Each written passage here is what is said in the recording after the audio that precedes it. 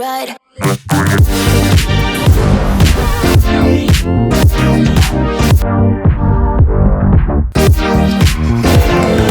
This is the Fanatec ClubSport DD, the company's newest direct drive wheelbase suited with what they claim is the newest generation of force feedback technology.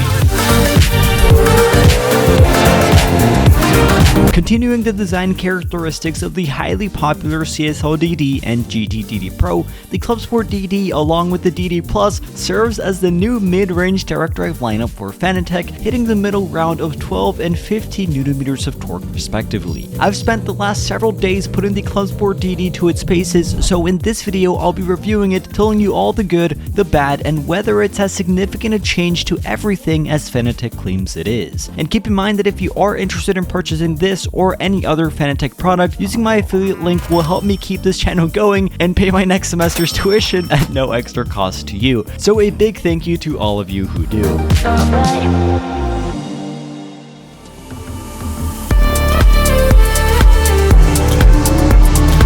Retailing at $800, the ClubSport DD, which does not have PlayStation compatibility, is most comparable to the 8Nm CSL DD, which currently retails for $450. Acting as the upgraded version of that, the near double the price is certainly significant, and in the current US market is the highest priced mid-range direct drive wheelbase when compared to competitors at similar torque figures. For reference, the 10Nm Simagic Alpha Mini goes for around $560, the 12Nm Aztec La Prima wheelbase is up for $750, and the MOZA R12 for around $590. Of course, I've made separate reviews on every single one of those, so feel free to give those a watch if you're interested. But with regards to price, it's also worth noting that the ClubSport DD Plus, which was released alongside this product, goes for $1,000, but that does give you 15 Nm of torque and most importantly, PlayStation compatibility. Price in mind, it's of course worth noting why Fanatec demands this figure, so let's go over its specs and features as well as figure out what's new.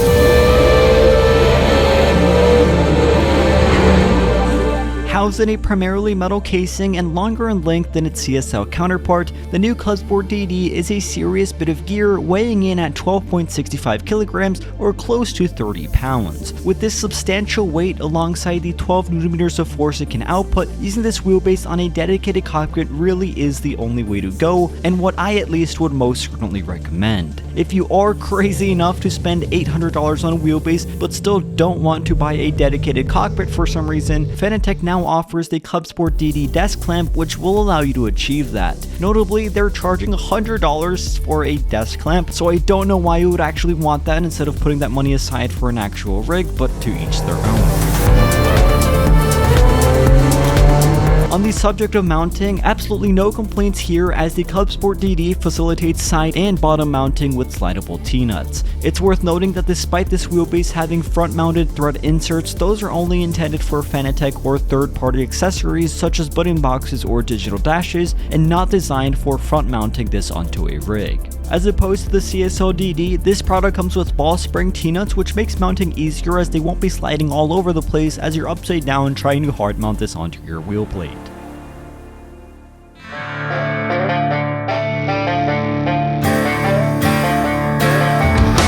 Behind the wheelbase, you'll be greeted with the new yellow accent as well as the power supply and USB-C port, alongside all of the others used to directly connect Fanatec accessories. Unlike the $1,000 DD Plus, which was released alongside this, the ClubSport DD does not have PlayStation compatibility, but, and a huge but, is that if used with an Xbox compatible Fanatec wheel rim, you will be able to use this wheelbase on Xbox consoles. Of course, make sure that the wheel you have or end up buying does work on Xbox if that's something you're looking for.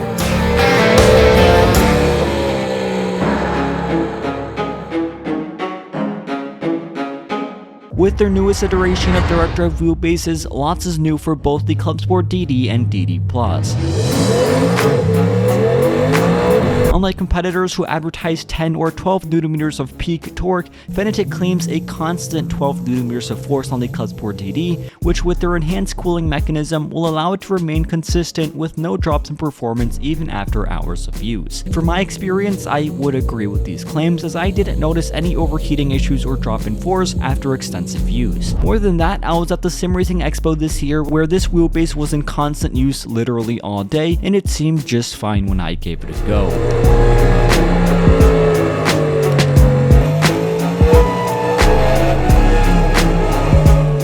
Most notable with this new lineup of bases, they now come included with the new Fanatec QR2 base sides equipped. Designed with QR2 in mind, it's of course recommended that you use a wheel with the new quick release system attached. However, it is still possible to interchange the system and revert to the original quick release system if you do not have any of the new QR2s attached onto your wheel rims. A very important thing to keep in mind, and a huge downside in my opinion, is that if you're using the original quick release systems or the QR2 Lite wheel side, the base will limit itself to only 8Nm of torque, which completely ruins what is a main selling point of this new base. Hence, if you want to maximize the 12Nm or go anywhere above 8, you will have to shell out $100 more on the proper quick release system, essentially per every single wheel you have.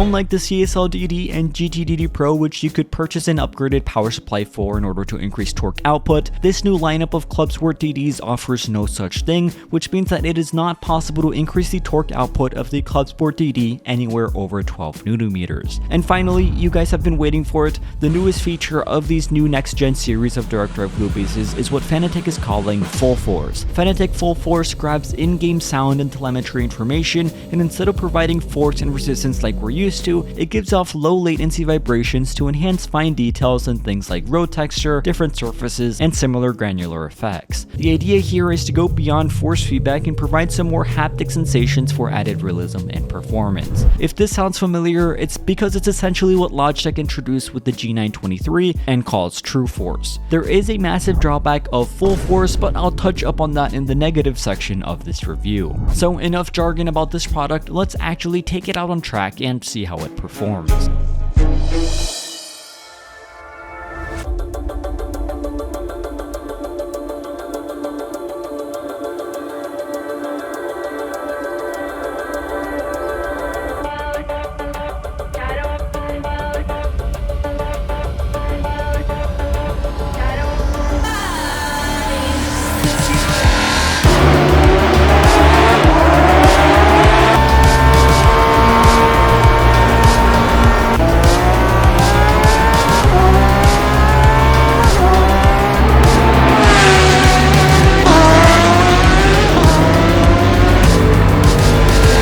As opposed to other reviews which use a lot of technical terms to describe the feeling of the force feedback, I can just put it into simple words. It does feel really good. From the 12Nm perspective, I ran this wheelbase maxed out for quite a while, and after around half an hour of hard use, my wrists and arms would begin to get exhausted. It was always at this point where making adjustments with my wheel rim, I could lower the max force to around 80% or around 10.5Nm, where it felt a lot more comfortable to me. In this aspect, I feel confident saying that most people and casual enthusiasts would not feel the need to go above 12Nm from just a force and resistance point of view.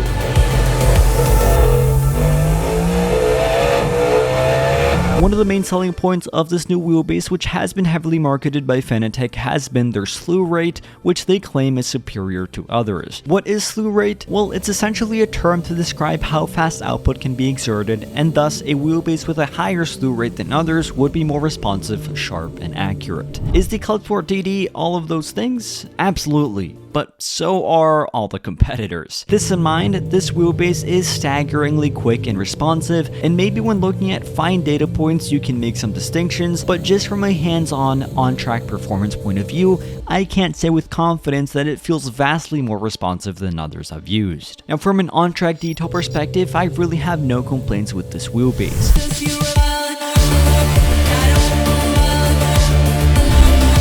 With others in this segment, I've said that road effects and different textures could be more pronounced, but this really isn't the case with the ClubSport DD, which after lots of fine tuning, I got to the point where it gave me a ton of road and surface details, which did feel genuine and immersive. With in-game road effects turned up, the tight QR2 connection, high torque output, and high details, this is something which left me very impressed. Of course, everything else you would expect from a direct drive wheelbase can be found here, and in this regard, I don't think there's anything any other wheelbase offers from an on-track perspective that the ClubSport DD does not. Simply put, and without over-exaggerating, the ClubSport DD is very good. But what's the catch?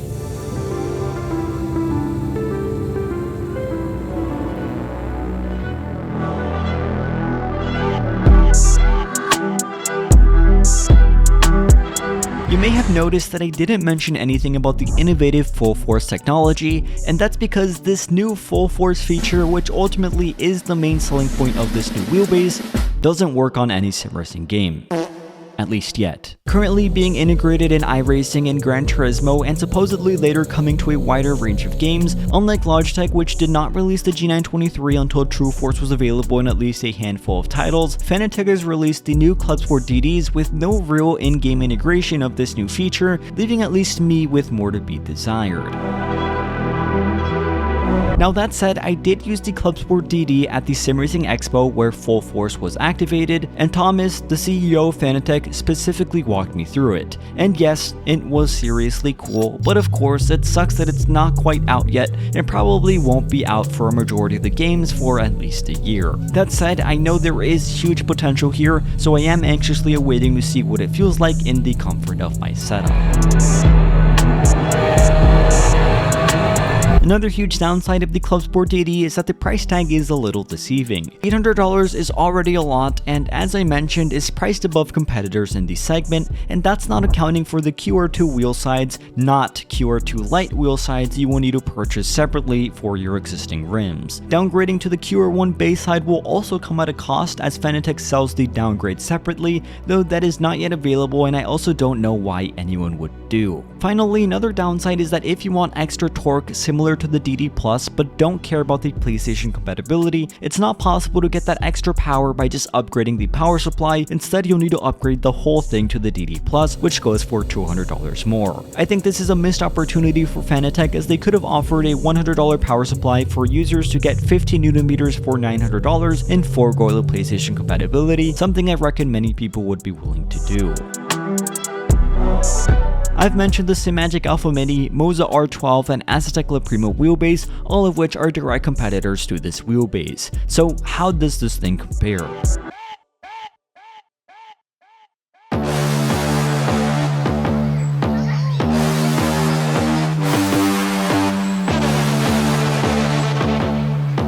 At its current stage without Full Force, they all feel relatively similar, with the Alpha Mini lacking some road effects that I could feel more predominantly in the La Prima and ClubSport DD, and the MOZA R12 not quite feeling as powerful when maxed out. However, that's all at a very fine level, as in general they're all really strong contenders and ones that I would be more than happy going with full time. Price will of course be a big factor here, as looking at that alone, the MOZA R12 and Alpha Mini jump out, and going that route is perfectly suitable. However, the reason I believe Fanatec is demanding a higher price than all the aforementioned is for two main reasons. The first is the Full Force technology that I know can be a very nice, albeit not game-changing feature, and secondly because you get access to Xbox compatibility and the Fanatec name that comes with their extensive lineup of wheels, pedals, and soon-to-be cockpits and even more. As such, by paying just a little more, you get yourself into this extensive and well-known ecosystem, which of course carries its weight and reflective price tag.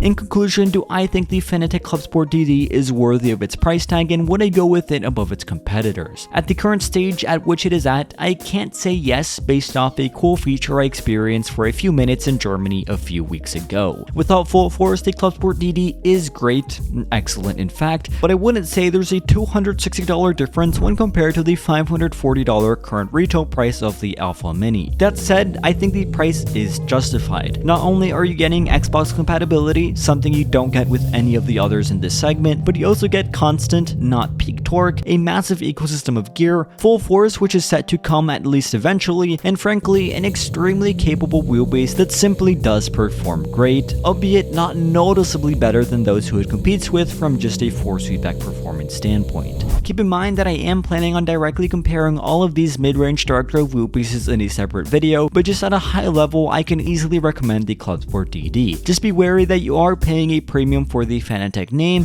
and those other things I mentioned, which may or may not be important to you.